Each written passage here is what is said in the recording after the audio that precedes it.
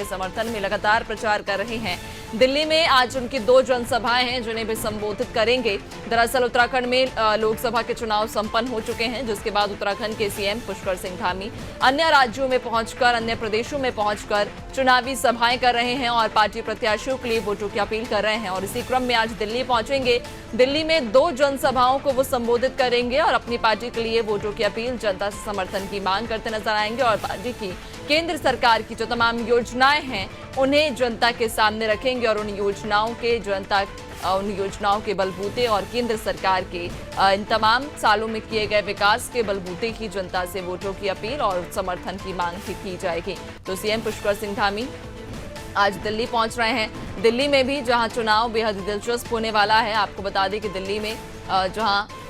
एक और बीजेपी चुनावी मैदान में खड़ी है तो दूसरी ओर इंडिया अलायंस के तहत तमाम जो पार्टियों के प्रत्याशी हैं वो भी दिल्ली से चुनावी मैदान में डटे हुए हैं। अब ऐसे में देखने वाली बात होगी, चूंकि दिल्ली में चुनाव दिलचस्प हो चुका है और अन्य राज्यों के, अन्य प्रदेशों के जो दिग्गज हैं, जो लीडर्स हैं पार्टी के, वे दिल्ली में पहुंच रहे हैं, रोजाना चुनावी सभाएं कर रहे हैं और आज खुद पुष्कर सिंह धामी सीएम उत्तराखंड के दिल्ली पहुंचेंगे, चुनावी जनसभा भी करते नजर आएंगे। ज्यादा जानकारी लेंगे, सहयोगी सोनू हमारे साथ में जुड़ चुके हैं। सोनू, सीएम पुष्कर सिंह धामी उत्तराखंड में जब से चुनाव संपन्न हुए उसके बाद से अन्य राज्य, अन्य प्रदेश में पहुंचकर चुनावी जनसभा कर रहे हैं, बीजेपी के लिए वोट की अपील कर रहे हैं जनता से और इसी क्रम में आज दिल्ली पहुंचेंगे। देखिए, मुख्यमंत्री जिस तरह से जब से उत्तराखंड में चुनाव हुए हैं, मतदान हुआ है, तब से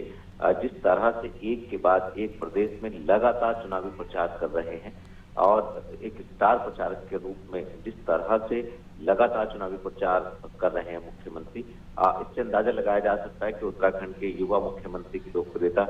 किस तरह से दिनों दिन बढ़ रही है। एक नहीं बल्कि अनेकों राज्यों की अगर हम बात करें, उत्तराखंड के मतदान होते ही दिल्ली, उत्तर प्रदेश, एमपी, इसके अलावा जो हरियाणा है, मुंबई है, कई पंजाब, कई ऐसे राज्यों में जहां मुख्यमंत्री चुनाव प्रचार कर चुके हैं। आज की अगर हम बात करें तो अब से कुछ समय बाद मुख्यमंत्री जो है, जो नई दिल्ली संसदीय क्षेत्र की बीजेपी के प्रत्याशी हैं बांसुरी स्वराज, उनके समर्थन में जनसभा को संबोधित करने वाले हैं और इसके बाद फिर मुख्यमंत्री पुष्कर सिंह धामी जो चांदनी चौक संसदीय क्षेत्र है, चांदनी चौक संसदीय क्षेत्र से जो बीजेपी की जो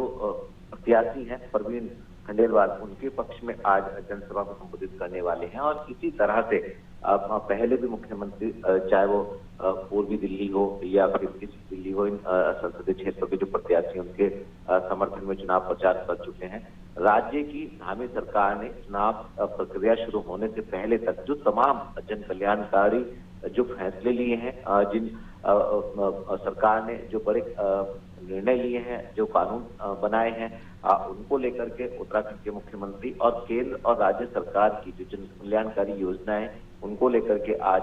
संबोधित करने वाले हैं। हम निश्चित तौर पर पार्टी को ये लगता है कि जो पार्टी के रणनीतिकार हैं, बीजेपी के प्रदेश नेतृत्व है या केंद्रीय नेतृत्व, उनको ये उम्मीद है कि जिन जिन क्षेत्रों में उत्तराखंड के मुख्यमंत्री पुष्कर सिंह धामी जिन संसदीय क्षेत्रों के प्रत्याशियों के समर्थन में जनसभाओं को संबोधित करने जा रहे हैं, जिन संसदीय क्षेत्रों के प्रत्याशियों के नामांकन प्रक्रिया के दौरान आयोजित रोड शो में शामिल हुए, इन सभी सीटों पर जो बीजेपी के प्रत्याशी हैं वो प्रचंड बहुमत के साथ जीत दर्ज करेंगे।